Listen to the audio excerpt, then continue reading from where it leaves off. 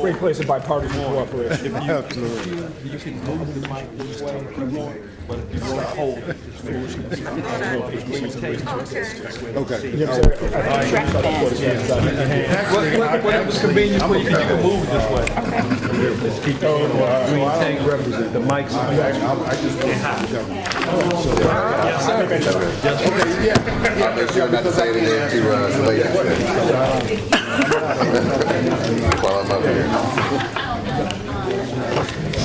But, I'm a bridge. So we support HBCUs. Good. Well, as you know, you should be bipartisan. Absolutely. So they told me not to introduce you. Really? Okay. Should I? We want First, you say name and title, and you can talk a bit about yourself. And I give the first thing. Yeah, that's fine with me. And I'm McMahon. That's his home. McMahon. There's an A. McMahon. Yeah, McMahon. Oh, McMahon? Oh, not like Ed McMahon? Don't be messing with me. Thank you. I've heard great things about you. We had one of your students as an intern in our office.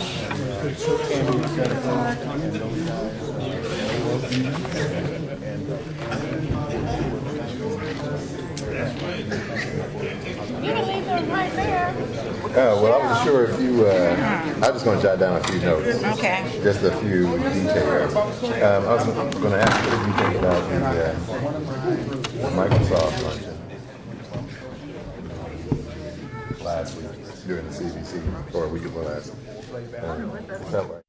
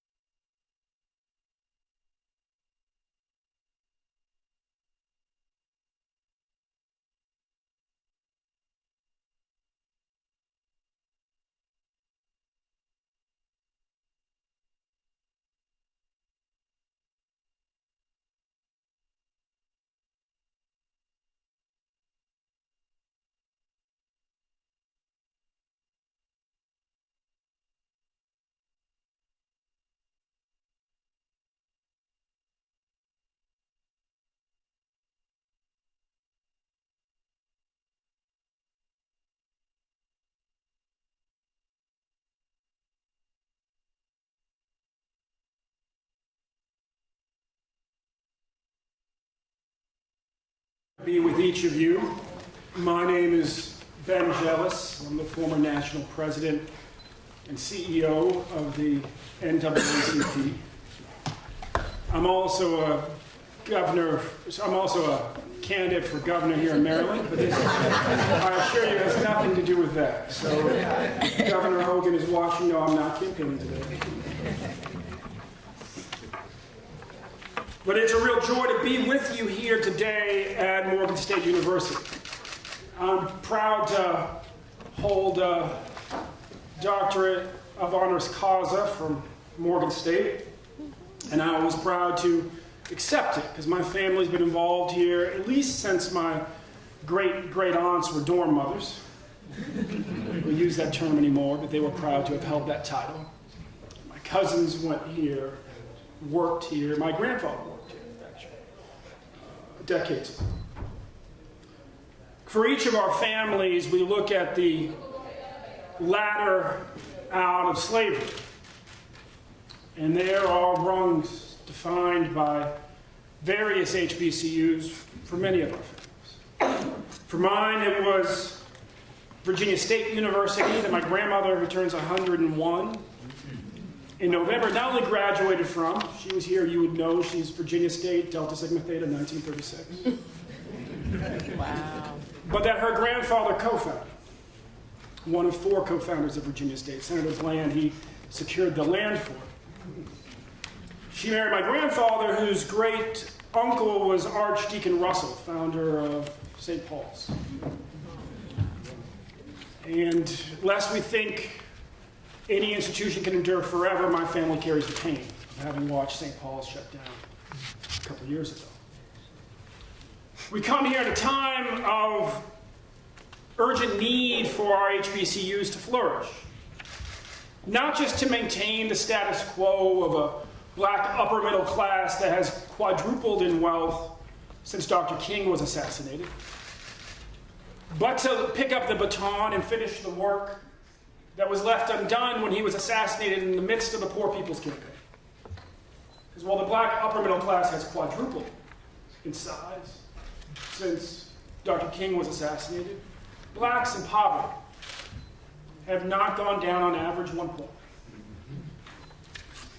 And these are freedom institutions, if there ever were such.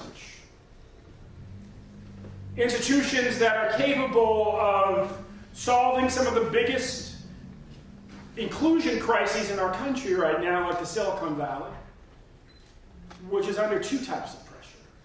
I'm a tech investor these days. I invest at Capor Capital. My business partner is Mitch Capor. He founded Lotus 123, Lotus Notes. We all seem to be of a certain age in this room. We can remember that's why small businesses bought computers in the early 80s. Yeah, I was 7, but Dad bought Lotus.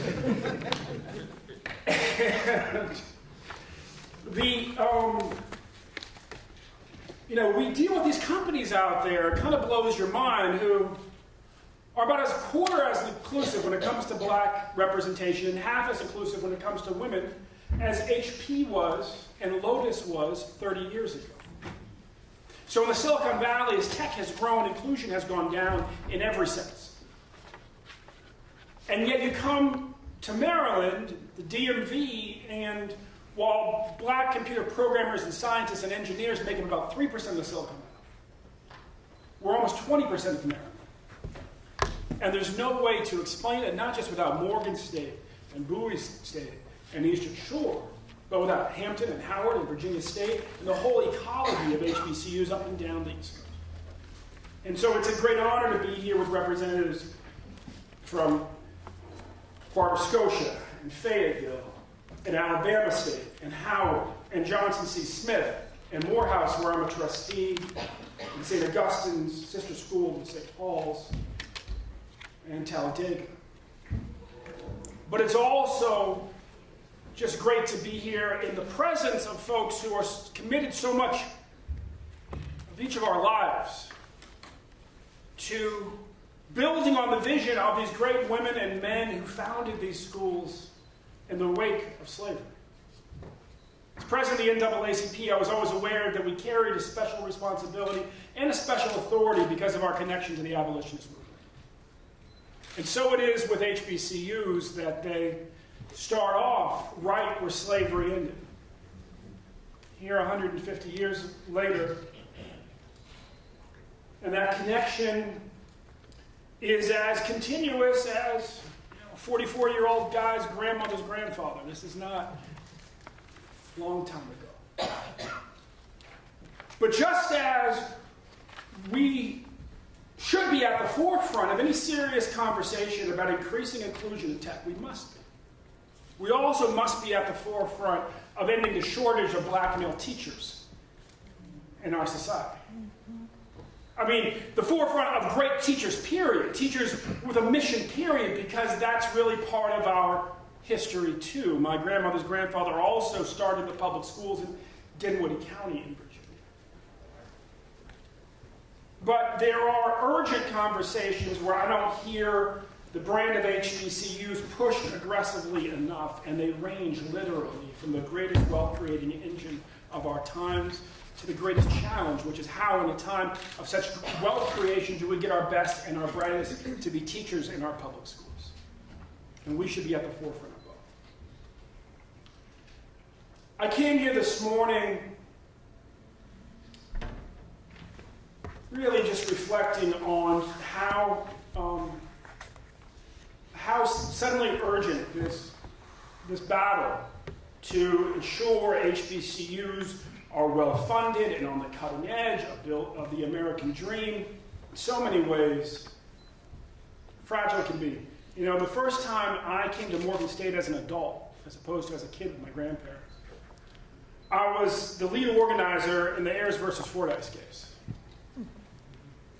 I was just taking the job from organizing students outside of Mississippi to support the students at Jackson State and Valley State and Alcorn State, to move down to Mississippi to organize. And we were going to, and we would, organize the largest primarily black student demonstration since the kids were shot at Jackson State the same week as Kent State in Ohio.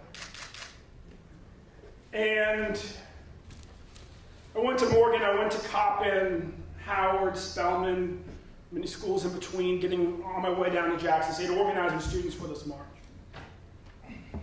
And I arrived in Mississippi while the case that would inspire the movie Ghosts of Mississippi was ongoing. They were prosecuting Medgar Evers 30 years too late. Excuse me, they were prosecuting Byron De La Beckwith 30 years too late for the assassination of Medgar Evers. And it was a high-stakes time. I remember one night the death threats had gotten so specific. And the Klan had actually publicly announced, let it be known to the media, that they would kill one of the lead organizers in the Ayers case. The others were Derek Johnson, who's now the acting president of the NAACP. Stacey Abrams was our lead organizer at Spelman. She's running for governor of Georgia this year. Lee killed one of the organizers in retaliation that Byron De La Beckwith was put in prison. And the death threats would come every night between 1 and 3 in the morning. I slept at the office, so there was no getting away from that phone. And one night we decided that we needed to call the police because they sounded like it was going to happen that night. And the police show up and they, you know, this is a house in Mississippi. There's no insulation. It's single wall like wood. You know, you can shoot a BB through it. A bullet would tear through that house. They say the only safe place is the bathtub. And brother, you're kind of big and that tub's kind of small. So I go sleep at a safe house that had been used since the 60s occasionally. And the next day I'm with Aaron Henry, the longtime president of the NAACP in Mississippi, president from the late 40s, the early 90s, lost more of his lieutenants to lynching than any other NAACP president, probably in history. And he says, boy, I heard you had a rough night. I said, yes, sir. He said, well, don't worry about it. I said, down here, we don't worry about the folks who tell us that they're going to kill us. Which makes you feel good for like 5 seconds. Because then you're like, well, who the heck else should I be worried about, right? That guy on the phone. And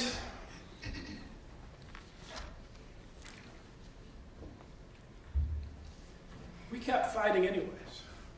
We kept pushing anyways. We were very clear that our family's prosperity had been created by these schools. Governor Fordyce wanted to take Valley State University and make it a prison.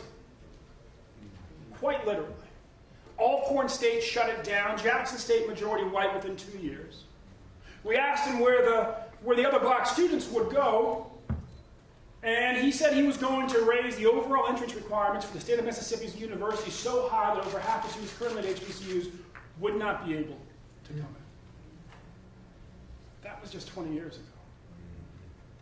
That was just 20 years ago. But we kept pushing, and we didn't give up.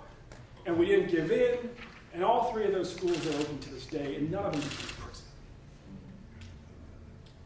But lest we think we can only fall but so far, that governor of Mississippi reminded us that year that if we leave it up to others to choose our fates, there are some who would throw our schools straight into the abyss. As a trustee at Morehouse, in this time, in this tumultuous moment at Morehouse, I am grateful for people like everybody in this room who has in one way or the other recommitted themselves to the mission of each of these institutions and their founders And I also know that that is not enough. That we must each choose to be part of a great renaissance of our schools, a great dynamic reconnection to them, of them to industry. I know Morgan State Bus, so I'll brag a little bit of the way Morgan State has done with its engineering program, and others. And also, frankly, to the wealth of this country. There is a massive education that must be done because from the very beginning, this was a partnership between freedom-minded leaders and educators and great philanthropists and, frankly, politicians in both parties. So this morning, let's have a robust conversation knowing that we are here not for the crucifixion but the resurrection. We are here to be part not just of continuing the status quo of the 20th century or the 19th century, but defining the dynamic edge of education in the 21st. And we stand on the rock that is that dynamic partnership between freedom fighters and educators and philanthropists who came together 150 years ago to say that there is a better way for America. And that includes creating institutions to educate black people, to strengthen not just our communities, but our country. America would not be America in the way that we are all proud, but for graduates of HBCUs. This morning we have a great panel and we're going to dive right into it. I will introduce each of them by name and title, and of course, as they answer questions, please take a moment to tell the audience a bit more about yourself. To my right, in red, is the incomparable Leslie Baskerville, Esquire, President and CEO of NAFIO. Next to her is Dr. Brian Bridges, Vice President for Research and Member Engagement at the UNCF.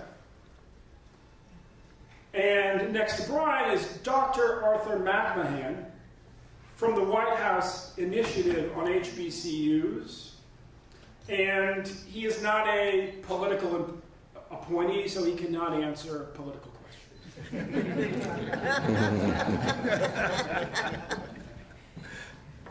Thank you. You're welcome, brother.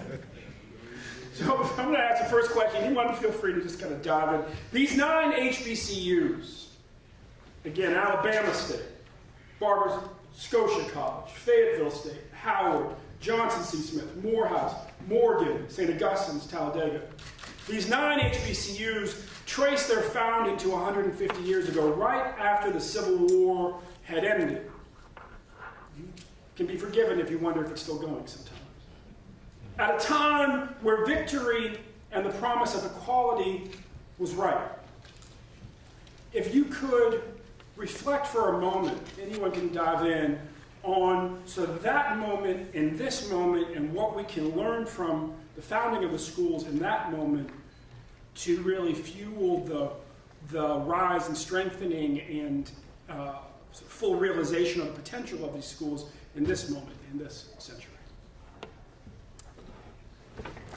Thank you so much, Ben Jealous, my friend, and yes, we always need friends in the governor's office. I am privileged to be here this morning. Leslie Baskerville, President and CEO of NAFIO. I came to NAFIO by way of Howard University School of Law. While in law school, I was privileged to work with Dr. Herbert Audrey Reed, who was a distinguished professor of constitutional lawyer.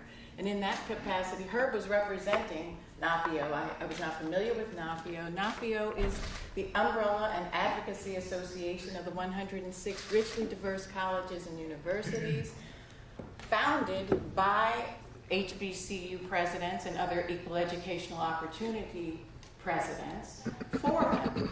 It's governed by a board of HBCU and other equal opportunity educational presidents. Working with Herb, I learned about this richly diverse group of colleges and universities that were born in the post-Civil War era mostly. And I learned about their impact to that day and to today. With regard to, and I want to stop just for a minute to congratulate all of you who are here today and to thank you. And the sesquicentennial institutions in particular, those who put together this work and who have given us this opportunity to be here now and who have joined in throughout the week in educating not only those who are here, those who are online, and those who have been touched by so many as a result of your efforts. Thank you so very much. When I think about 1867, as Ben pointed out, it was a time, during that period, there was both the first and second Reconstruction. It was a time when laws were passed and the Constitution was amended to expand opportunities for the progeny of the American slave system. It was a time when blacks started registering to vote, and for the first time, blacks were elected to Congress, to municipal offices, to local offices, and there was some progress on the education front, on the economic front, and entrepreneurship. Madam C.J. Walker comes to mind as one who was born in that time and grew to prominence as a millionaire and the employer of many African American women. As this progress was being made, of course, black codes were spawned and the Ku Klux Klan was born. And so we saw a retrenchment. We saw intentional efforts to undercut and to turn back the clock on what was beginning to be some progress. When I come 150 years later, as Attorney Jealous pointed out, by and large, as a result of HBCUs, we had, prior to the Great Recession, some economic progress. Certainly we had a black middle class that had grown as the result, the direct result of HBCUs. And then we saw a retrenchment, a tanking of wealth. We saw disproportionate percentages of African Americans get mired in the housing loans, the subprime mortgages, and so forth. But when I think about today and what do we do with the HBCU 9 and the rest of the HBCU community, it seems to me that given today's climate, with a resurgence in white supremacist activity, a resurgence in the Ku Klux Klan, reports that indicate that while all of the rest of America has moved up financially in terms of income between 2000 and 2016, the African American community was the only community that did not. I'm referencing a Washington Post September 15th article. And then the Federal Reserve did a report that suggested that all groups moved up, but because blacks were so far behind, the wealth gap and the economic gap have not yet closed. So, and then there was a report that ETS just did recently, and that showed that the American goal of having 60% of Americans with a 2 or 4 year degree by 2020 is currently realized by Asian Americans. They've already hit the goal. More than 60% have already attained a 2 or 4 year degree. ETS's report says that by shortly after 2020, white females will hit the 60% goal, and 7 years later, white males will hit that goal. But African Americans, Hispanics, and Native Americans will not reach the goal into 2060, which is the furthest out that data are available. Something has to be done. Something urgent and dire has to be done. And so I think that given the HBCU 9 and the anchoring and the founding of HBCUs as HBCU liberation, education, and theology institutions, and given their leadership now in technology and so many other areas, we should call on the HBCU 9 and the HBCU community to lead the nation from its current position its current position of division, its current position with African ancestry people and other people of color being left behind, with something similar to a third Reconstruction, something that the Urban League had suggested would include a Marshall Plan. A Marshall Plan seems to be aligned with what some members in Congress are talking about, $1 trillion for infrastructure. We have 14 accredited schools of engineering. We have schools of architecture. We have all of the types of schools and programs that we need to have a thriving infrastructure. HBCUs could lead that.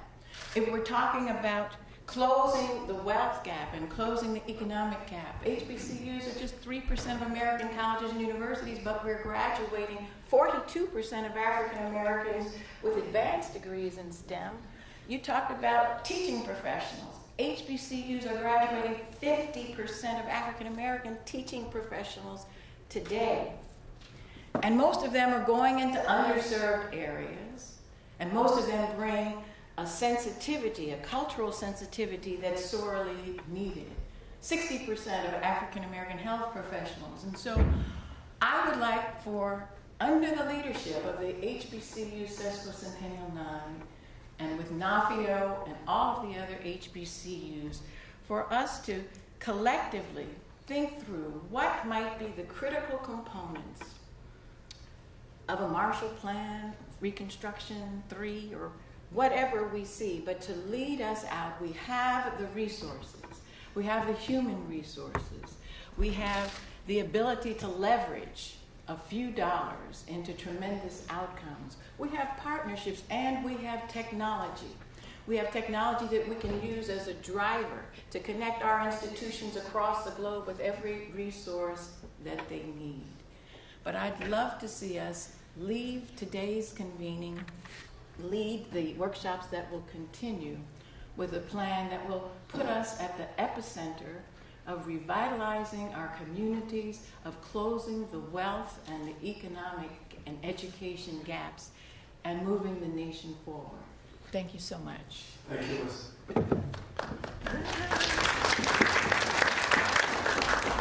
So I have to follow that. But I am Brian Bridges from United Negro College Fund from UNCF. A mind is a terrible thing to waste, but a wonderful thing to invest in. And so I am honored and thrilled to be here speaking with you this morning. And hopefully I can add some insight and conversation to the larger global conversation that we're having today, but also the part of the larger conversation that HBCUs are engaged in.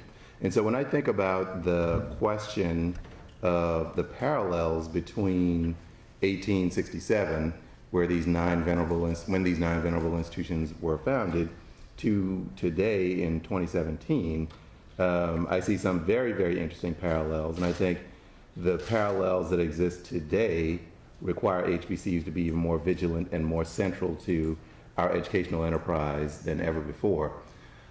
When I think about what was going on in 1867, black folks were under duress. There had been gains, of course, because some people might say that after emancipation in 1863, the conclusion of the Civil War in 65, that, as my esteemed colleague has already pointed out, this was a time where there were a number of black elected officials. HBCUs were popping up all over the place in 1865, 66, 67, 68. And so there were some advancements after the dark period of slavery.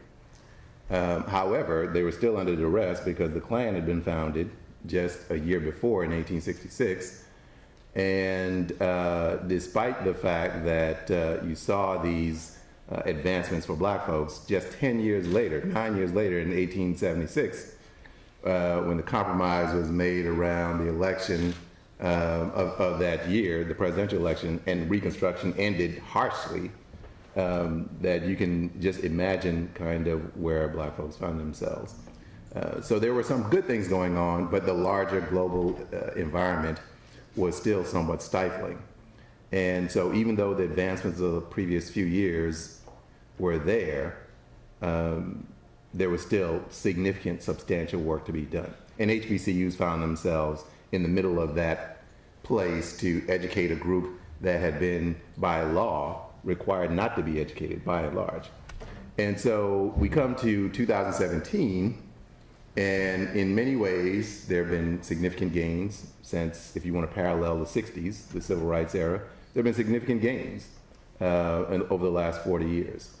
However, despite those gains, black folks are still least likely of any demographic group to earn a six-figure salary, and most likely than any demographic group to earn a salary that's under $10,000 a year.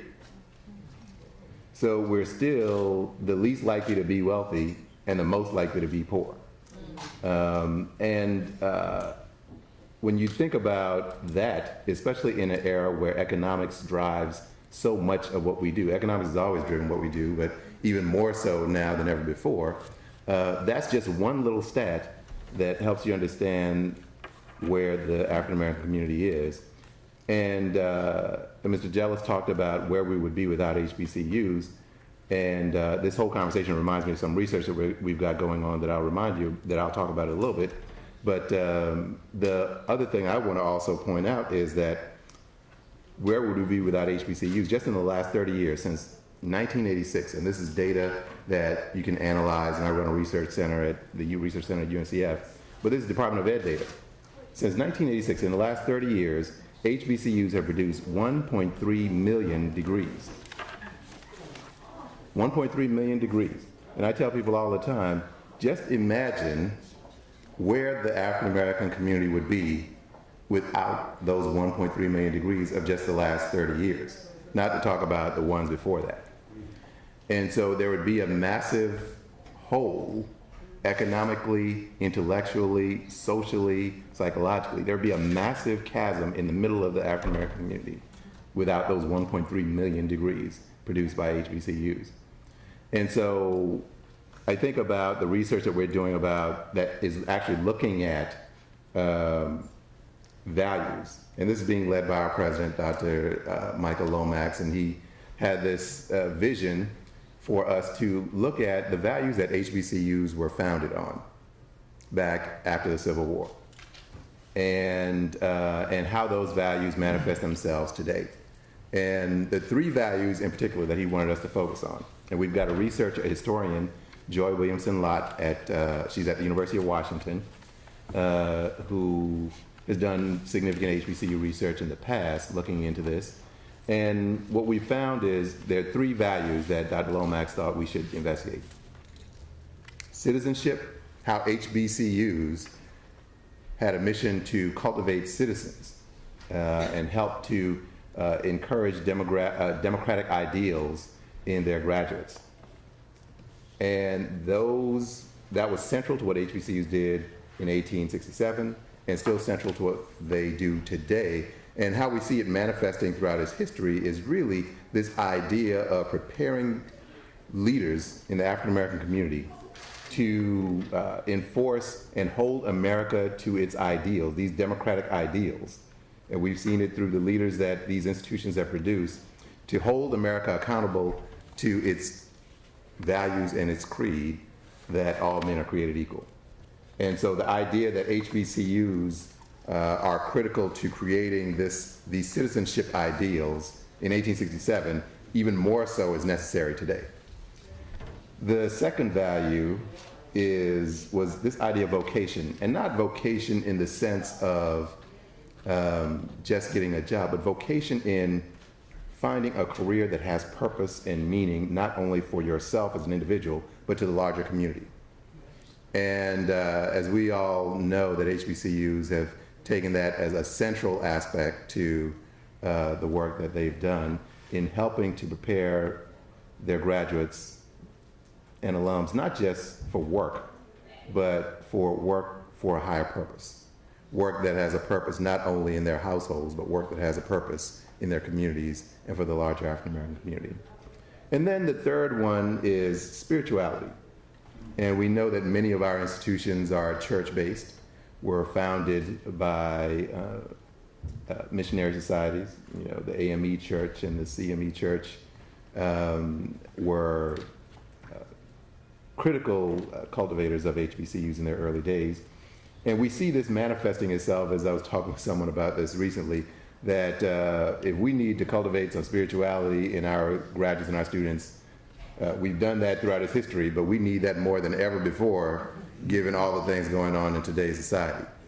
So those are three values that we found that, and evidence that HBCUs have incorporated into their values and their work, and that they've instilled in their graduates and their students. And we feel as though, given the challenges faced by the African American community today, with issues around police brutality, issues around being disenfranchised, continuing to be disenfranchised, economically and socially disenfranchised, that these values and the work that HBCUs, that these 9 institutions instilled in their graduates 150 years ago, are needed just as much or even more so today. So I will cede my time over to my colleague. Oh, and I also want to say that if any one of you are on Twitter, my Twitter handle is @BBridgesPhD, and I try to tweet occasionally, but I'll try to definitely tweet some things out about this. I already sent out one about our esteemed moderator. So I look forward to the rest of this conversation today, and pass the conversation on to my colleague. Thank you, sir. Can you hear me okay? Good morning. My name is Arthur McMahon. I'm the Senior Associate Director of the White House Initiative on HBCUs. And I want to thank Dr. Wilson and your staff for putting on this program, and Dr. Jealous for your introduction and for your moderating of this panel. This is a very important time for us.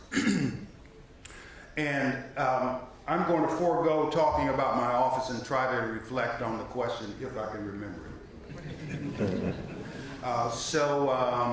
I'm going to sort of sum it up for me as the parallels and or impact of HBCUs 1867 till now. And I think, I believe that two strong principles were involved, and one is the principle of learning, and that HBCUs were started in order to educate Black Americans when there was no other way to get that higher education. And that education, that learning was for two purposes. One was individual advancement, and the other one was for learning's sake, which is quite often overlooked now. But HBCUs provide a laboratory for learning that's exciting and distinctive that you can't get anywhere else. And so, just like in 1867, those things are happening right now at our HBCUs. Learning for learning's sake and learning for advancement. But the other thing associated with learning is who facilitates the learning. So teaching. Dr. Jealous talked about his family and their heritage of teaching. Well, teachers are probably the bloodline of our society, especially when you look through the Black community.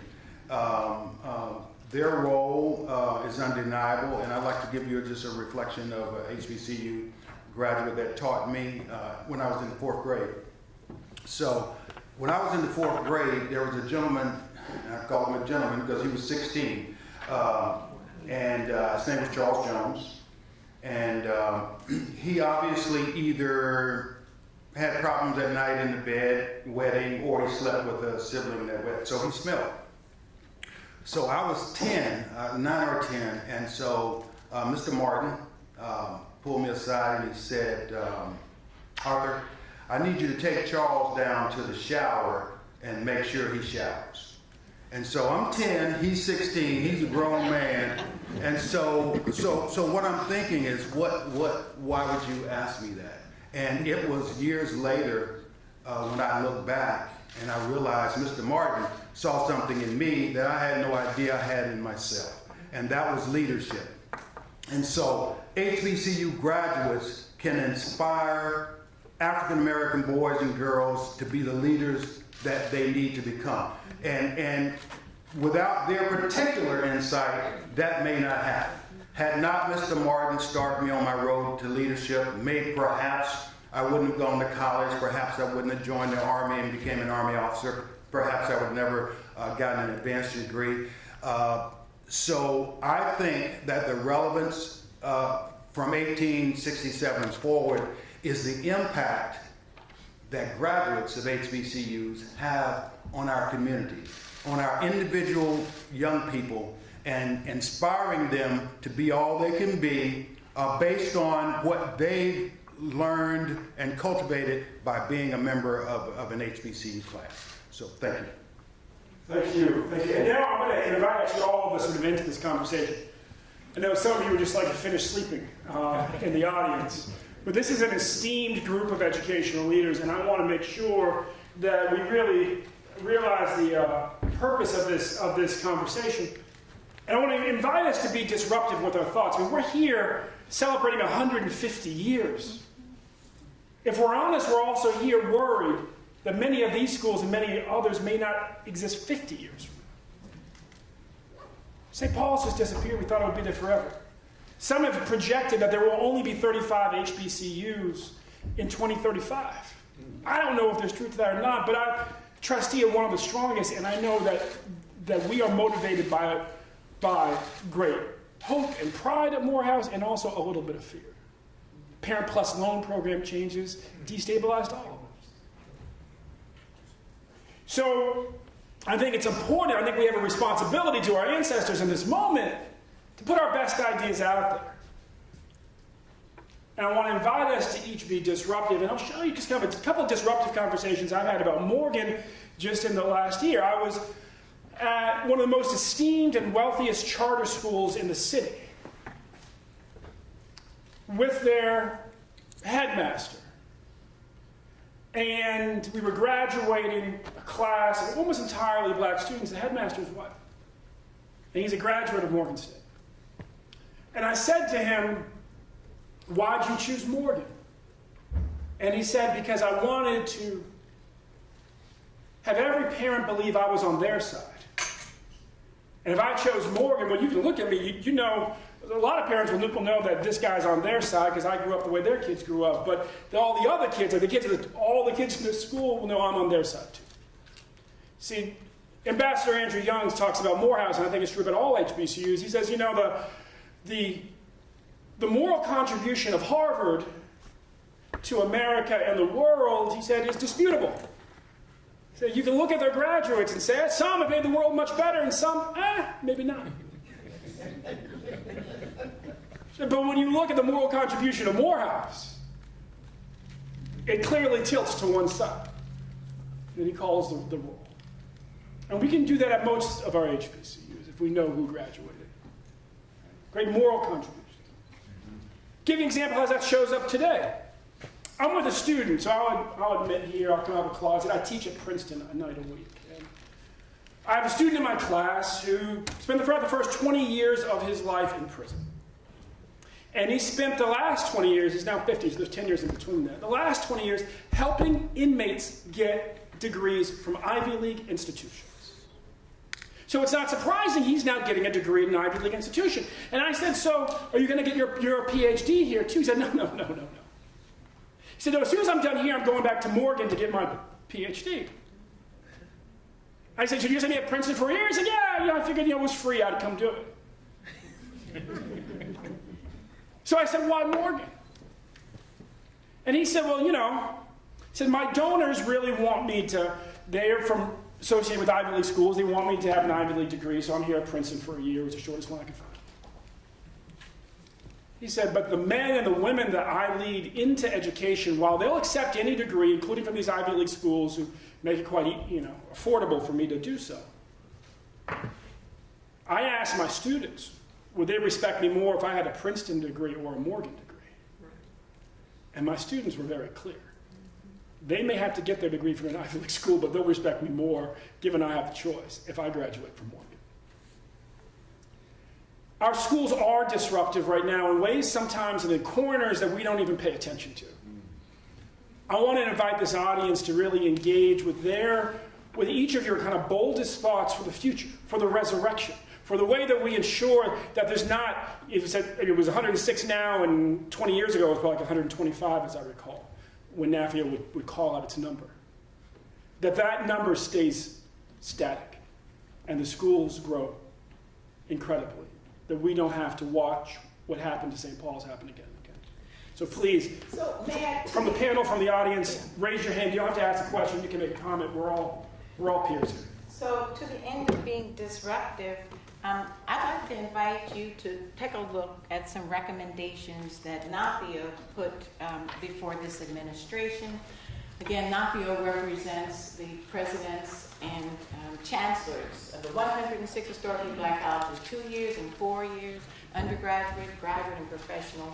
We have something called a presidential peer seminar where we get the presidents together in conclave for a couple of days in the summers so that they can reconnect and retool, but so that we can also think through some priorities. And on the document that I provided you are a number, there are 10, and certainly I'm not going to go through them, but I'd like you to give me some feedback on about a couple of them that I think would be deemed disruptive, but should certainly be doable. And I want you to look at it in the context of a definition that I accepted of a strong HBCU. And it was a definition that a previous head of the White House Initiatives on HBCUs suggested. But he suggested that if HBCUs or any other American university is strong, it will possess on one single campus both capacity preeminence and character preeminence. And my colleague Brian and Ben Jealous, they talked about the character preeminence. They talked about, Brian talked about citizenship, vocation, and spirituality. And as a lawyer, I would say we can take judicial notice that our institutions are strong, that one of their underpinnings and consistent parts of the HBCU experience is education, liberation, education, theology. But on the capacity preeminence, we've started out in the whole and throughout the years with intent first and later perhaps not with intent, but the continuing pattern of underfunding of HBCUs by the federal government, by the state governments, by private investors and philanthropies. So one of the things that NAFIO is proposing, and in fact both NAFIO, UNCF, and Thurgood Marshall proposed to this administration is that it commit to a clear aspirational goal that 5% of total federal grant and cooperative agreement funding and 10% of total federal contract funding awarded to colleges and universities would be awarded to HBCUs. This is not awarded based on a handout. This is awarded based on outcomes. 3% of American colleges and universities, 1/8% the size of endowments of other universities, but disproportionately graduating the growing populations of America. So when we talk about America realizing her education goals, her economic goals, her defense goals, security goals, it can't realize its goals as a country without HBCUs. So we proposed a 5%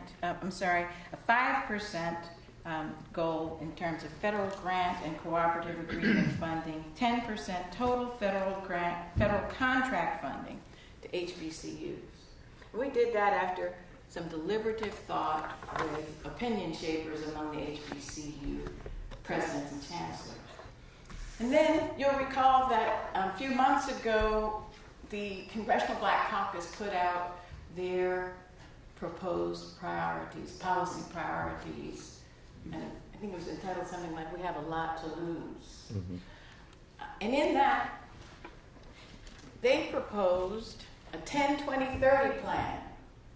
They said that there are 485 counties in America, all across the country, not just in black areas, but in white, Hispanic, Asian Pacific, in all of the areas of the country. There are 400 and, did I say 85? I think it's 458 counties in which 20% of the population has lived for 30 years or longer at or below the poverty level.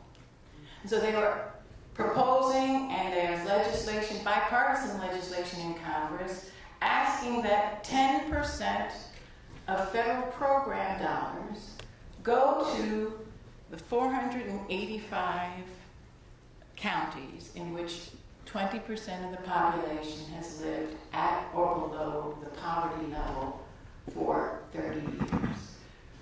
NAFIO supports that. I will support that because if you look at those counties, they're counties in which HBCUs and PBIs are not only located, but they're the epicenters. And in order for those counties to move from where they are today to where they should be, HBCUs must be engaged. And this proposal would provide additional dollars. I'd be interested to know what anybody thinks about either one of those recommendations.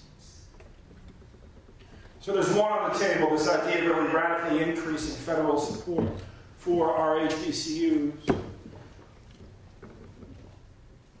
Wide open to other ideas, just disruptive, but things we should be talking about that maybe we're not, things that keep you up at night with excitements about the possibilities if we could only get there. Well, I would add to that and say that I agree that that would be a bold kind of approach if we could get the federal government to agree to that sort of investment. Currently, if I remember right, the federal government's investment hovers between, all agency investments in HBCUs hover between 2.8% or so of their outlays to higher education. So this would be hundreds of millions of dollars if we could get it to bump up from and it bounces around. Some years have been as low as 2.5%. But if we could double the federal investment in HBCUs, you're talking about a few $billion. That's real money that can have a difference, make a difference at these institutions. That's bold, and I think UNCF has agreed to, and we've all participated in the HBCU coalition that's led by NAFIO, UNCF, and Thurgood Marshall. That is a great benchmark to move toward, to pursue. One of the things, and bear with me as I talk through this thing in my head now. An idea, I don't know if it's an idea as much as just kind of a supposition, but when I think about where we are as a sector, the HBCU community, no other group of institutions has to justify its existence on a day-to-day basis. Dr. Lomax will tell you that he gets that question at least weekly. Why do we still need HBCUs? And despite the disproportionate outcomes that so many of us point to, we still get that question every day. The only other group that halfway gets that kind of question is women's colleges, and they've been moving to go co-ed. Many of them are co-ed now, but they don't get it in the same way that HBCUs get that kind of question. Catholic colleges, they don't hear that. There are other predominantly white institutions who enroll similar profiles of students, low income, first generation, academically underprepared, or large numbers of them, that have similar graduation rates. Yet those institutions aren't being told that why do we still need them around, even though they have similar outcomes. And it's one of the, and I'm going to throw something out there that might be controversial. This is being streamed out publicly. But we need the Black community to step up and stop talking about the doom and gloom prospects of HBCUs, but we need to be more active and proactive in sending our students to these institutions and supporting it financially, including alums. And so I think about, I see these articles that are in Black outlets sometimes that, there are, that in another 20 years, half HBCUs will be gone and so on and so forth. I think about, if we look back since 2000, we've only technically lost, since 2000, one HBCU. But people swear that in the next 10 years, we're going to lose a third of them or half. There's only been one HBCU that has actually closed its doors since 2000. And so I get a little dismayed when I see those kinds of pronouncements. And in talking with people, I know that there are people in our own community who I've had that conversation. Why should people send their kids to HBCUs? And I think that we have to believe in these institutions. If you look back at one of the best, I think the best book on HBCUs, my favorite book, James Anderson's The Education of Blacks in the South, 1865 to 1935. And one of the main takeaways from that book, which was groundbreaking when it was written in the mid-'80s, because everyone believed before then that HBCUs and the K-12 schools for black students were driven by missionary societies and Freedmen's Bureau, the Freedmen's Bureau and philanthropists. But Anderson found that a lot of this was black agency. A lot of these schools were founded by black communities where sharecroppers or what have you were putting together their nickels, dimes, quarters to fund these one-room schoolhouses. And basically, and that if you look at the HBCUs that were created back then, the CME Church, the AME Church, and other black denominations were one of the primary drivers of creating HBCUs. So if that happened in 1867, 150 years ago, why can't think about how we could change the narrative if the black community got as invested in HBCUs today? And so that's just something that I throw out there that, you know, we can't solve everything within the community, but we could definitely make a difference if we value the institutions more as a community. Because we could talk about, I don't want to get into alumni giving back to HBCUs, but we could talk about just more investment from the black community to start with and use that to drive further investment from other communities as well in HBCUs. And I just throw that out there. I want to comment on that and quantify it because NAFIO has actually done a great deal of thinking about that, and we have a proposal for the HBCU promise. African Americans have $1.3 trillion net income, 1.3 trillion after we take care of everything else, 1.3 trillion. If African Americans invested 1/10 of 1% of their earning in a fund, an endowment, sustained endowment fund for HBCUs, we would have $1 billion from which to start. I did research on that. We are shopping it with some funders, but I raised the prospect with the Boulay.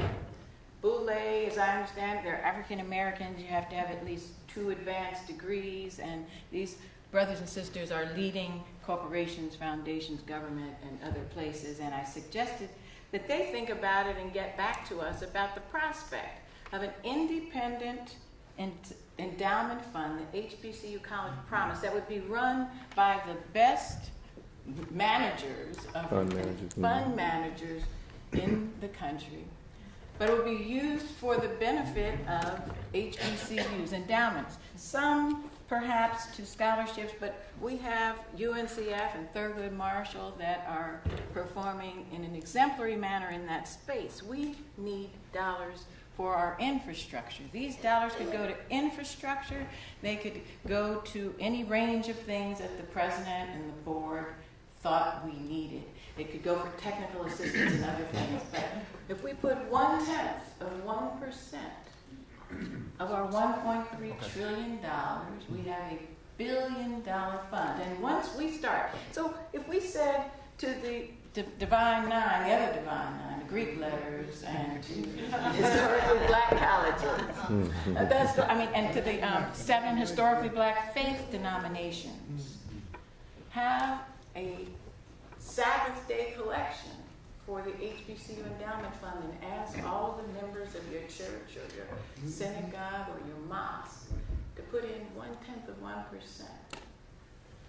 Could we do it? And once we do it, as Brian has suggested, there's a broad and diverse community of people who understand the value of HBCUs, who would weigh in. If we went to blacks, even those who've gone to an HBCU, who are in entertainment and athletics, those who have dollars to give and made the economic case, America cannot realize its or her economic goals without HBCUs. Could we do it?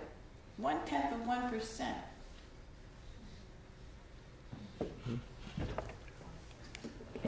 First, I would really like to express my appreciation to the leadership of these organizations with a strong advocacy on the part of HBCUs.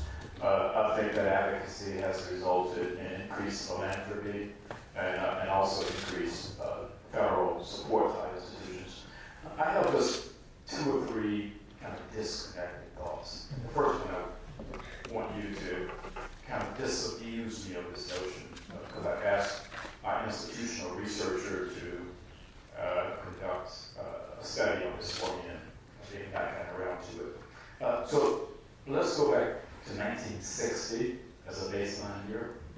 I'm proffering the notion, I have not run the data, that we have more students enrolled in HBCUs today in 2017 than we had in 1960.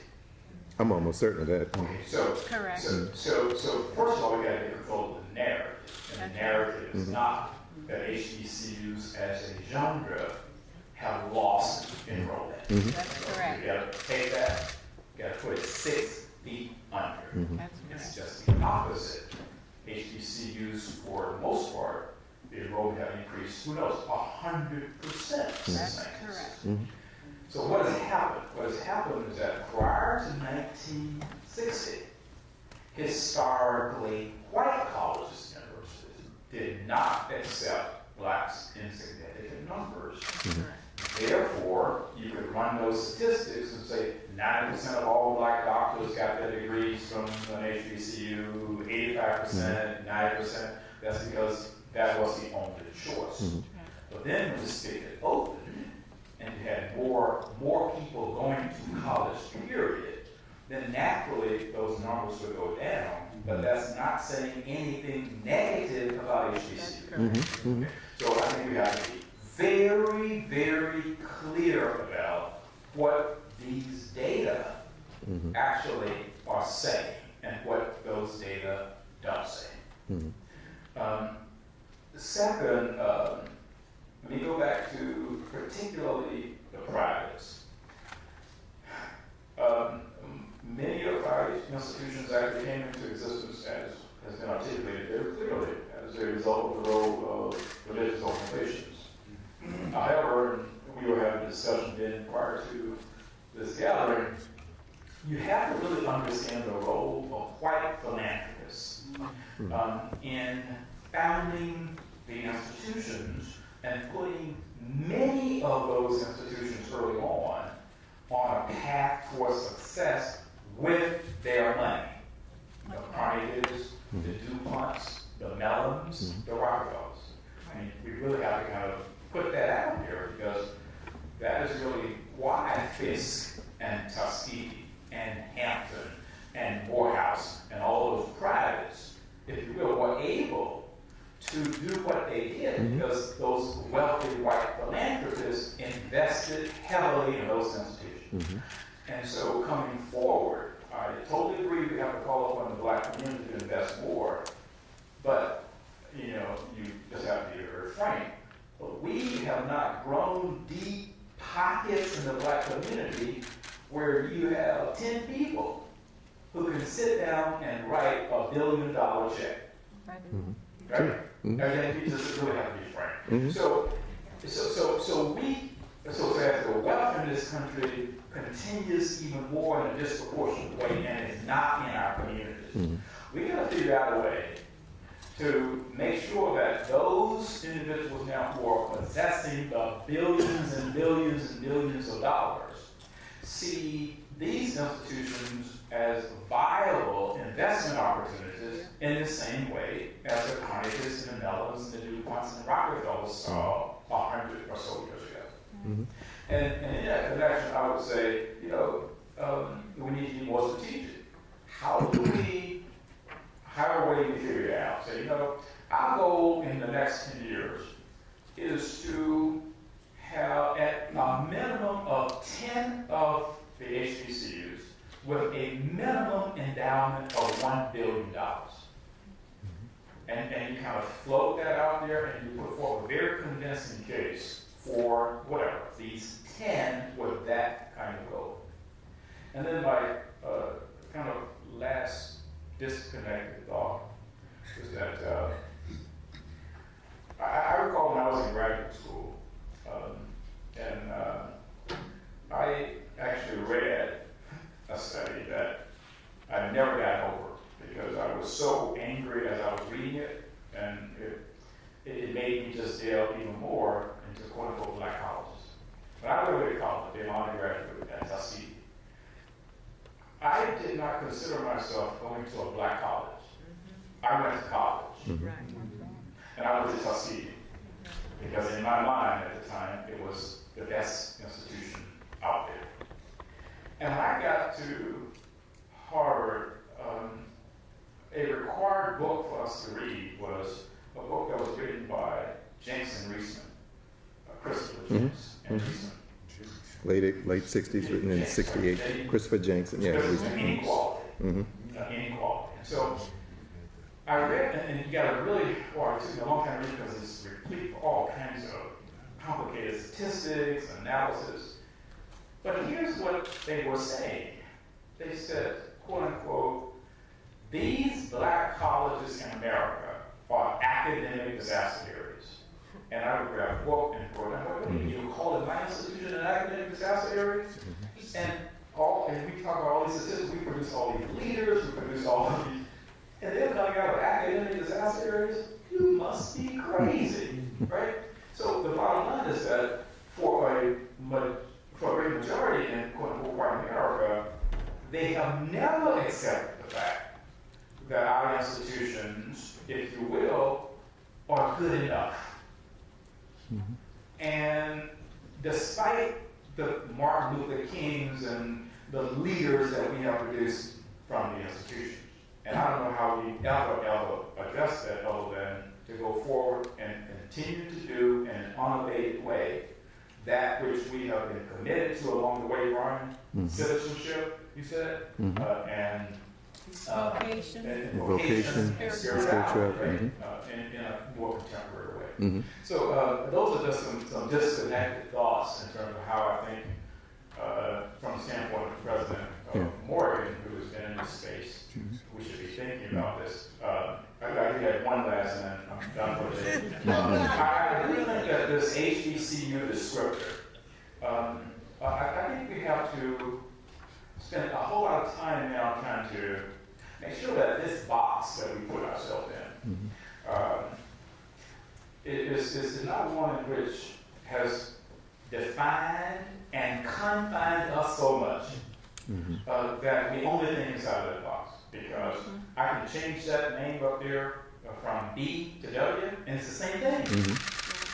Historically, white college university. So why is it that Ole Miss and Auburn and Alabama and Georgia and Maryland and blah, have not, if you will, put themselves in the box as historically white colleges and universities? Because that's what they are.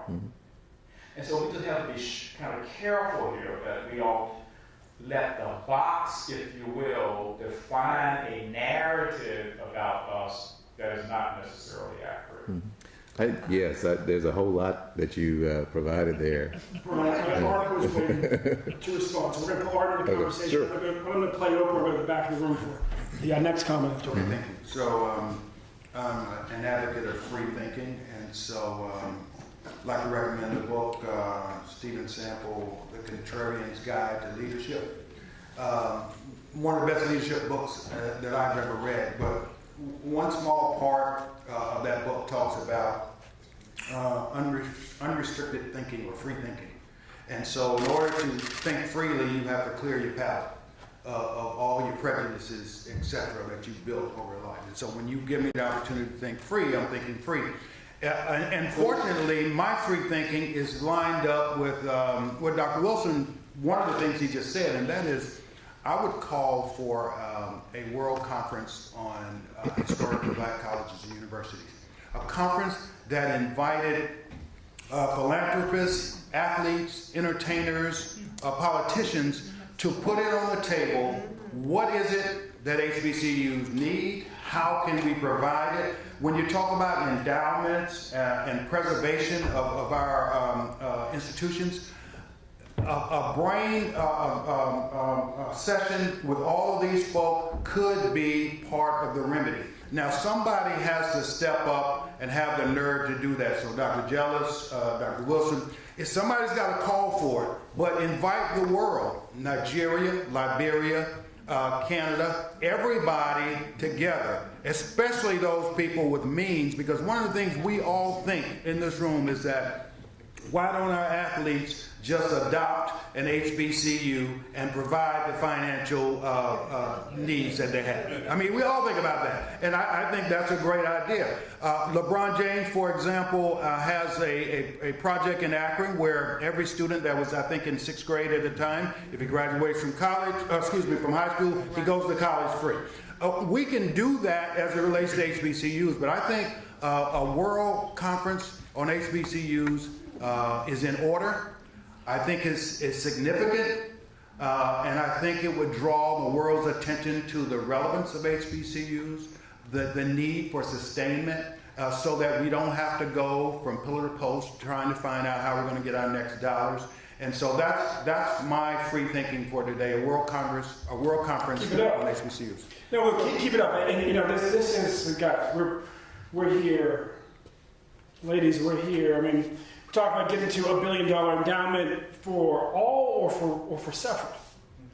And the first one who may get there is Spelman. And it was Jonetta Cole's disruptive thinking that helped to accelerate them. And Booker T. Washington embodies the best of the disruptors at the very beginning. So let's keep the ideas coming out, and let's be clear, right? I mean, we are both transformative for this country, for this continent, and for the African diaspora. The Board of Morehouse, when I walked in, our wealthiest, most generous donor was from Africa.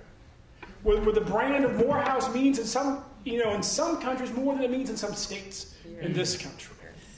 So let's keep those ideas coming out. We have Jim Rebecca, Leslie, I know you'll understand. I got to get people whose voices haven't been in, and then I'll come back. But on that point, which was a good one, I just want to note that there has been a world conference on HBCUs sponsored by UNAIDS. NAFIO participated, and about 6 of the HBCUs did. And there was a follow-up. There is now a blueprint that has been circulated, and another convening will take place. So, great idea. The first 2 steps of building a global agenda around HBCUs is now in place. And I would just slightly differ with your characterization of bringing people together to talk about what HBCUs need. I think the first thing is to bring them together to talk about what we bring and why we are a good investment, a good global investment. But there have been 2 such convenings. Thank you. In the spring of 2018 will be a larger convention. Gotcha. Well, it sounds like it needs to be as large as possible. Yes, sir. Good morning. I want to revisit Dr. Bridges' statement earlier. You hear the question over and over again about whether HBCUs are still relevant. I'm a proud graduate of Morgan, and I can remember in the 80s when I was looking at what institution to attend, and that question came up even from my guidance counselor. And I was wondering if any research has been done in terms of what's going on with urban public school systems across the country, and how, especially in African American communities, school systems are failing people of color on a large scale. And one of the things, when I reflect on my experience here at Morgan, and I know it's true of a lot of the HBCUs, is that when you showed up on campus, it really didn't matter what your high school or elementary school experience had been. And I remember one of the things that I heard here at Morgan was, it didn't matter what you showed up with. If you were willing to put the work in, we would get you to where you needed to be by the time you were graduated. So it didn't matter if you didn't have algebra or calculus as a high school student. You could still leave here in 4 or 5 years as an electrical engineer or any of the STEM programs that are all the rage today. So my question is, and it really speaks to your comments as well, Ms. Baskerville, talking about a good investment.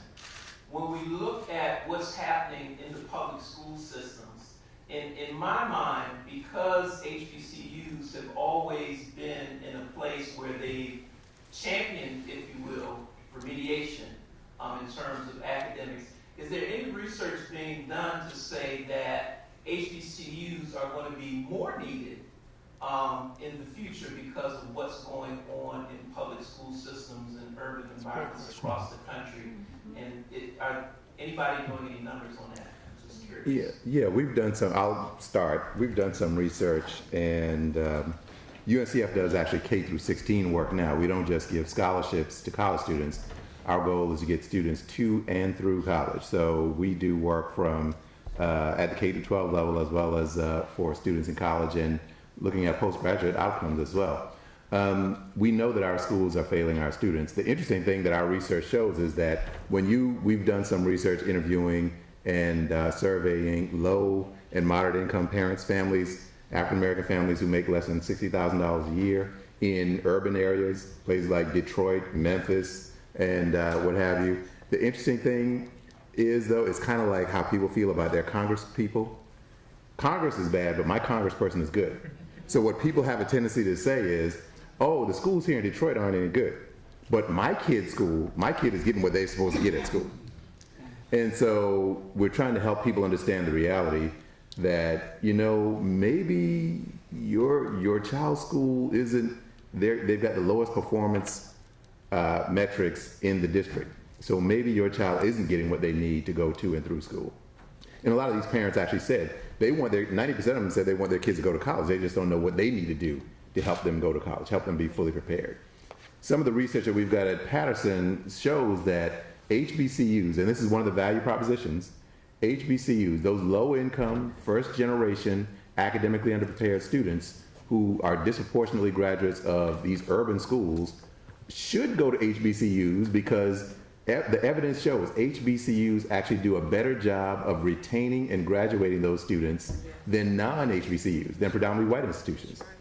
Our study has shown that. We've had a couple of other people, some independent faculty members who are just in higher education in general, have confirmed our findings and have said that, yes, HBCUs actually do a better job of graduating these students.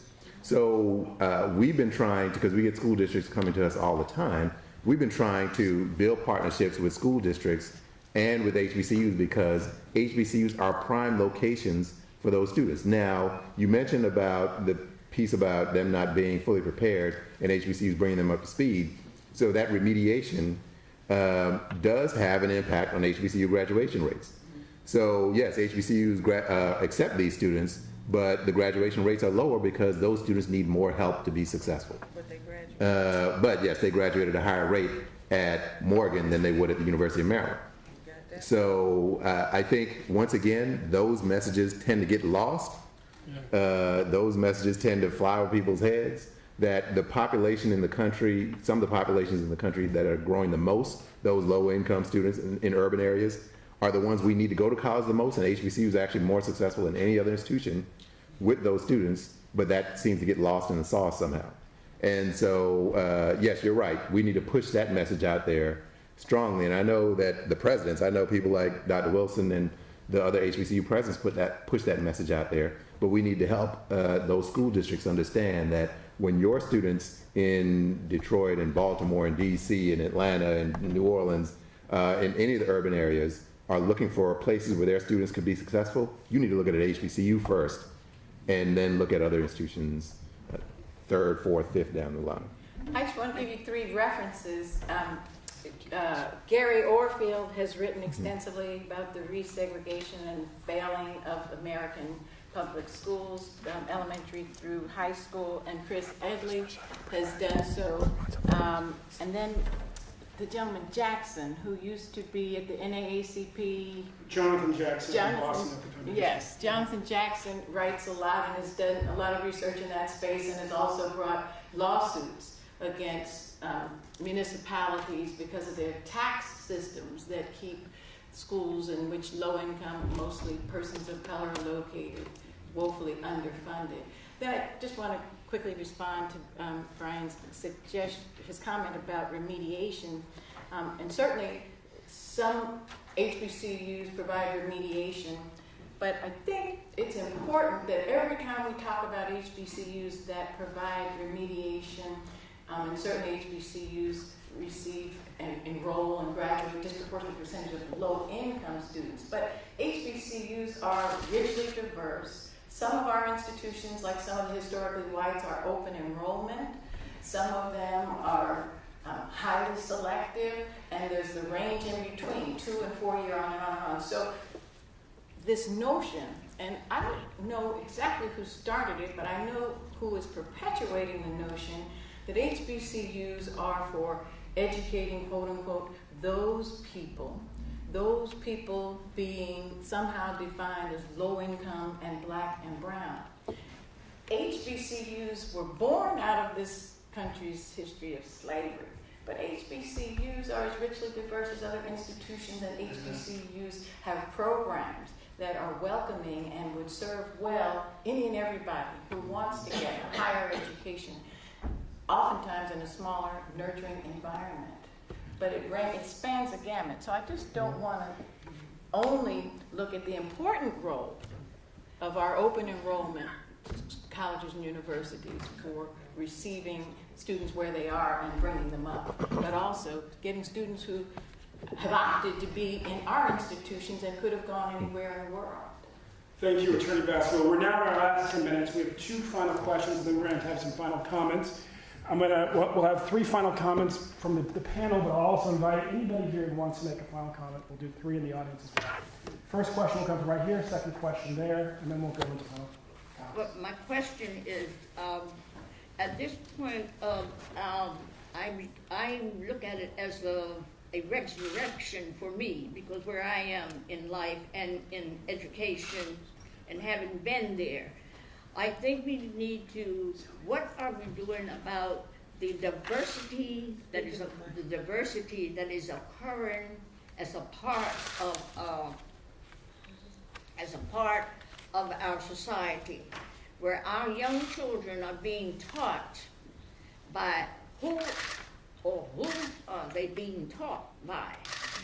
And there are not going to, at some point, the need for human bodies to be at the HBCU, we are losing them so early in the middle schools. And so the school systems have been in chaos, I know, for the past 20 years. So the diversity that is occurring is not necessarily aligning itself with the individuals that we are expecting 20 years from now. And I will even back up and say 10 years from now. Yes. Because we have had 10 years of nothing but chaos in the public schools, and whether they be urban, rural, or any place else. So we've heard a lot about diversity, but what about the adversity? Huh? I said, you're talking about the adversity in our K through 12 system. Yes. And what can we do? Responding to the UNCF taking some leadership in that area. And Ms. Baskerville, we need to be looking at percentages rather than flat numbers. Percentages is going to be one of the core things that we're going to need to get where we want to go. And part of that will be in your legislature for policy. And so while you're also doing all of these items that I call them ingredients for our future, the leadership, there is going to have to definitely be accountability. And it has to also be a collective thing. We have become so independently, and many of us who have been graduates of HBCU, we've become so individualistic, and that we need to look at collectivity. And these are the things that the rock that we are standing on, 150 years, we need to make sure it's not, it doesn't become sand. Well said, well said.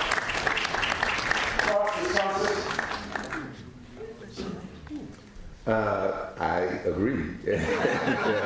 Amen. I Yes. think teachers, the key to just about everything we're talking about boils back down to teachers. Having the right teachers in the developmental years with our students, just like Mr. Martin was with me. My son works for Teach for America, recruiting teachers, diverse teachers to go into our city schools. There is a lot of adversity in our city schools, and we first of all have to admit that. And there's a lot. He taught for 2 years in an inner city school, and his second year, they were going to make him the chairman of the English department. That's adversity. I mean, a 2-year teacher who's still wet behind the ears. So how does HBCUs get more of their students to follow a career in teaching? I mean, that's the challenge, I'm telling you. And all the data leads back to there are not enough diverse teachers in our public schools, especially males. So what are HBCUs doing to help that out? And I mean, that's a big challenge because the money is low, the prestige is low in our society, but the need is great.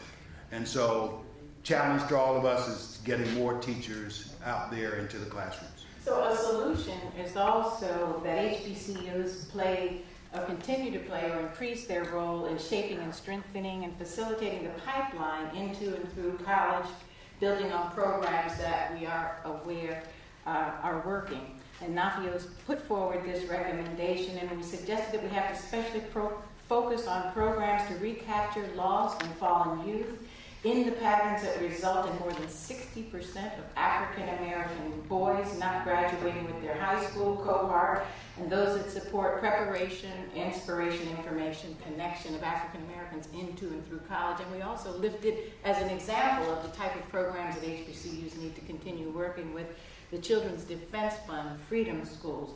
We finally suggested that we need to operate opportunity residential academies on or around HBCU campuses to early identify and establish linkages with students who, if educated in a seed school environment and mentored by an HBCU student, faculty, or staff member in a smaller, nurturing environment, participated in Upward Bound and other such programs, would move from the margins and be prepared to get into and through an HBCU or any school that's aligned with their preparation and aspirations.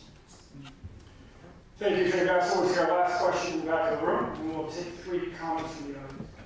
Hello, everyone. My name is Paris Atkins Jackson. I'm a doctoral candidate here at Oregon State University in psychometrics. I want to start my question by letting you know, well, yes, thank you. Yes. Please tell my committee chair, yes. I want to start this question off by saying that this is a question for kinfolk, not just skinfolk, because sometimes we have to get real with each other about things. I'm from South Central Los Angeles. I've attended nothing but predominantly white institutions in my career. I have 2 masters. I even did a doctoral program at a predominantly white institution and dropped out. And if you give thanks to Dr. Sidnor here, who recruited me to Morgan when I had completely given up on even going the doctoral route. I was just going to work, and I'm a statistician. So I decided to come here to Morgan and expand my knowledge and see where I can go with my career through Morgan. But in Los Angeles, we had 2 girls in my high school that went to HBCUs, and they were 3rd, 4th generation educated girls. Everyone else from my neighborhood wasn't even thinking about HBCUs. Wasn't on the roster, quite frankly. I wasn't thinking about high school. Some of you know me, know my story. I wasn't thinking about anything at all. But my point is that at some point, when we craft these circles and have these conversations, we are leaving people out of the conversation. And we willingly do that and accept that because we assume maybe their input is devalued or maybe they don't quite get it. And we get it in California, the state of black people, because if you've ever been to South Central Los Angeles, you know it's one of the most segregated places in this country.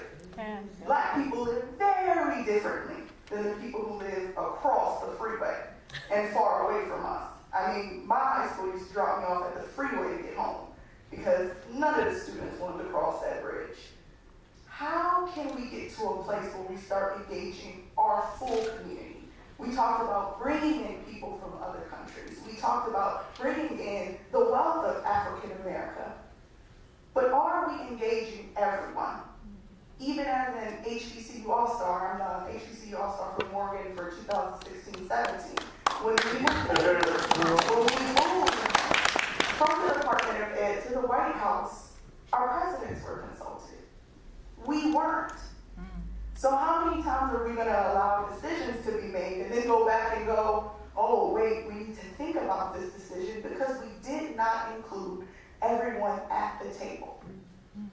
So when can we start doing that, and what do we need from everyone at the table to get to the goals we've discussed today? Among terrible things, ways leave no child behind. A great place for final reflection and answer for each of the panelists. We started this way earlier. We'll start with New York, with Brian. We'll close with Attorney Baskerville. And then we'll take 2 comments from the audience, and we'll be 3 comments from the audience, and we'll be on our way. Okay, so thank you again for having us here, Dr. Wilson and your staff. Thanks for all the participants for listening to us. Again, my office, we work for both the White House and the Department of Education. Our primary customers are HBCUs and federal agency partners, and so we're here to put the 2 of those together, federal agencies and HBCUs. And I just think HBCUs are a wonderful thing. I think recognition of the sesquicentennial is a wonderful thing. I think sessions like this identify some of the issues that we have, and everything is not an issue. We're doing really great things, and I want us to recognize that.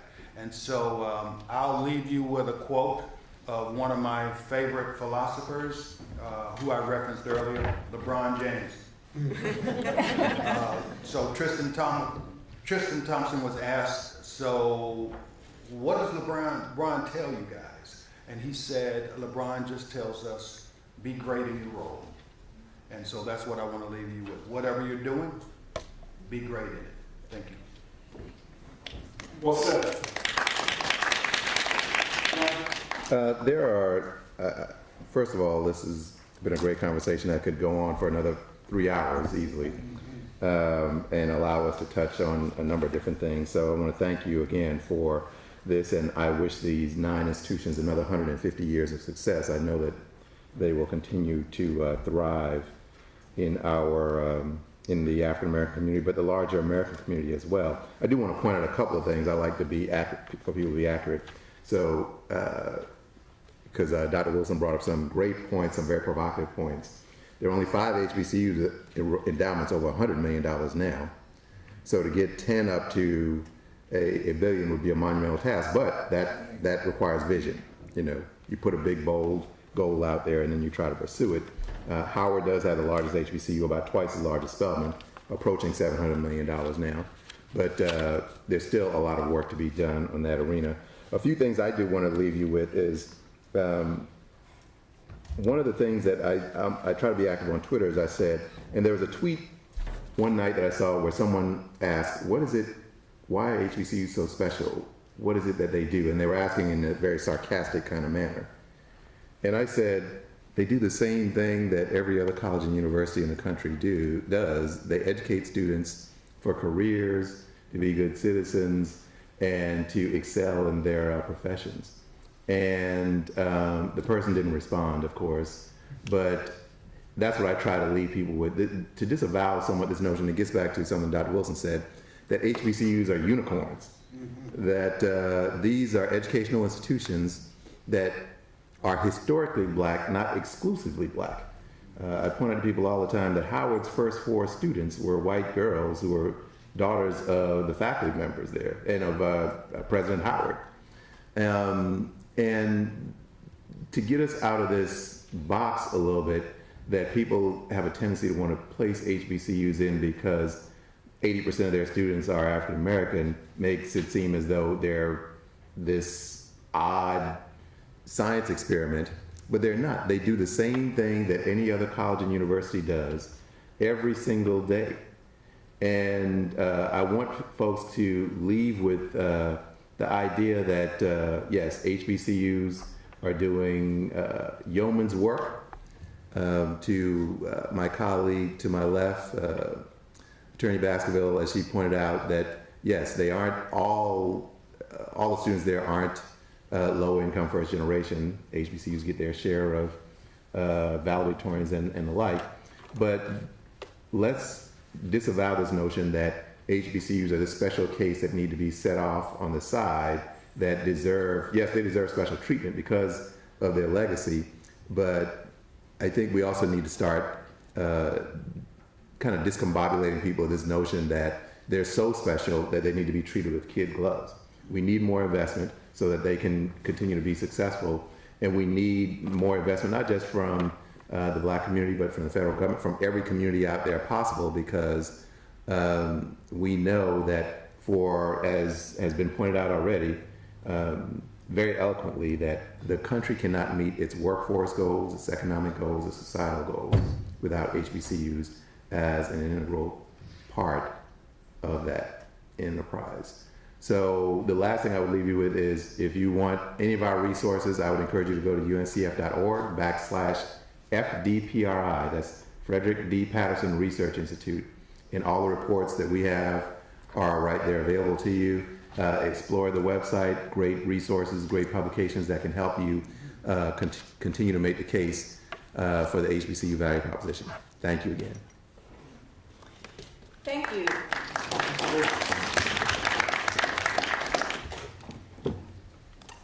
I'd like to end as I began, thanking President Wilson and Morgan State University and the presidents and chancellors of the HBCU Sesquicentennial 9. Thank each one of you for dedicating your Saturday to being here. As we close, I'd like to, we've used this time to talk about successes of HBCUs, challenges of HBCUs, and opportunities.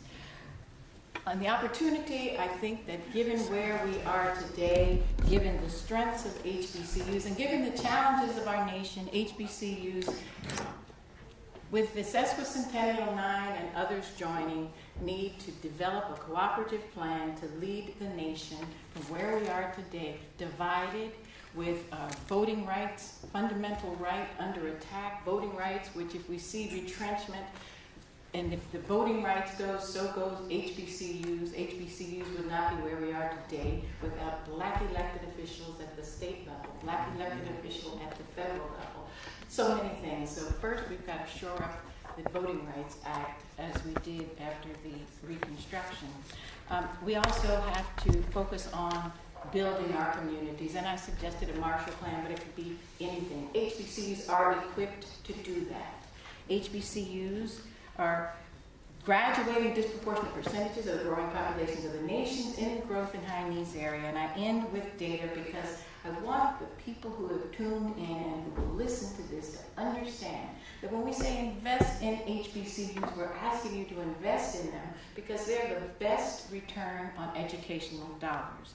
HBCUs, 6% of the top 20 institutions graduating Black baccalaureate degrees in science and engineering are HBCUs.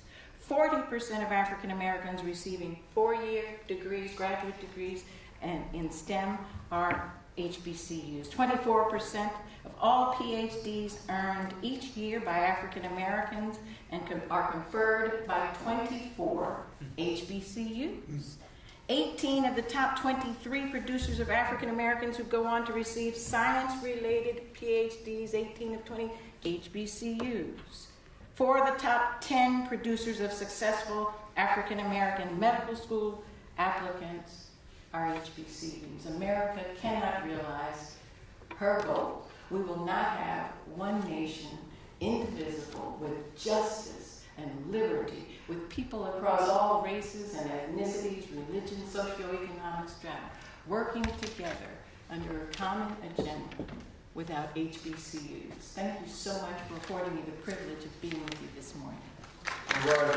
Now we're going to take a quick final comment from the audience. First, the second row, second from the first row, and the third will come from the young man in the back. My name is Karen Sores. I am chairman of the board of Congressional College. My comment, and I want to go back to the question asked about the funding, the 5% and 10% funding from the government. It's bold, but not bold enough. And I say that as a small business owner for 17 years. There are a lot of dollars that are set aside for that, for women-owned businesses, small businesses, Hispanic businesses. We could be a part of that as well, HBCUs. Just square our shoulders and don't move. We have the capacity to do more, to be better. Also, I want to talk about, I want to comment on the World Conference. I'm a big proponent of that. And that's because all of the HBCUs don't get an email in regards to the event itself. And we have to include all the institutions to get the full value of HBCUs. And my last comment would be on entrepreneurship. We can't educate students today to look for jobs. We have to educate them to create jobs. That's what we're doing at Nova Scotia College. All right, thank you. Thank you. I'm Dr. David Olo, current service president of Nova Scotia College. Certainly thank you, Ms. Baskerville, the assistance you have provided to us through our struggles as we go forward. People earnestly struggle to help all HBCUs. I thank NAPIO for recognizing some of us may not fulfill all the standards and criteria that are set before us, but our students are still people. Our students strive hard to achieve and find their place in society. And I certainly want to thank the White House Initiative for allowing Nova Scotia College as well to sit at the table and to have a voice as we go forward. My concern many times are sometimes we espouse the concern for all, and yet we sometimes look at some specific criteria or standard that has to be achieved before you can be included in all. So many times as we go forward, you wonder, where have we actually gone? Have we developed some things that we ourselves are opposed to? And we reinforce those as we go forward. So I have many concerns there. I certainly appreciate the HBCU 9 adventures that my fellow president saw a great need to move forward, and I certainly appreciate all that Dr. Wilson has done to help all of us feel included. And I do want to just encourage each of us to keep in mind that we have many institutions that we alluded to, 105, 106, but I want to count them. Every one of those institutions have Bible missions and goals and standards they too want to achieve, and they need our help. Certainly, Nova Scotia, we know we need the help. But sometimes it is rather disheartening to hear it, and yet as we go forward and try to achieve something from it, you're rejected at the doors.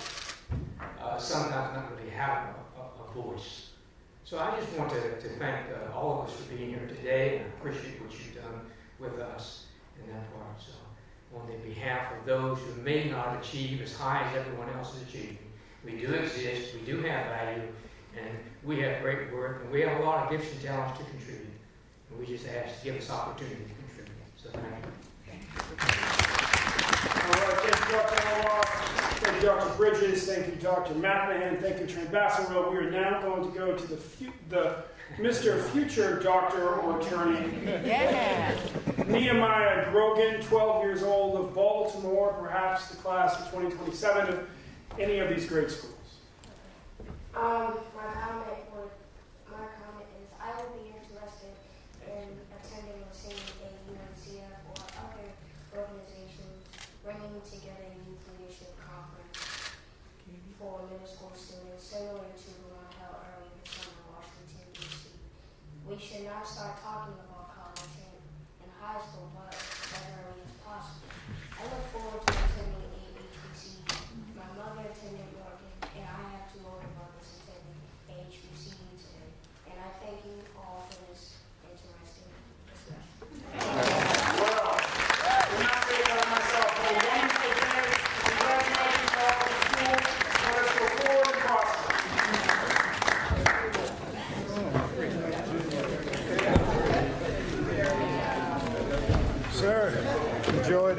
Thank you. Enjoyed it as well.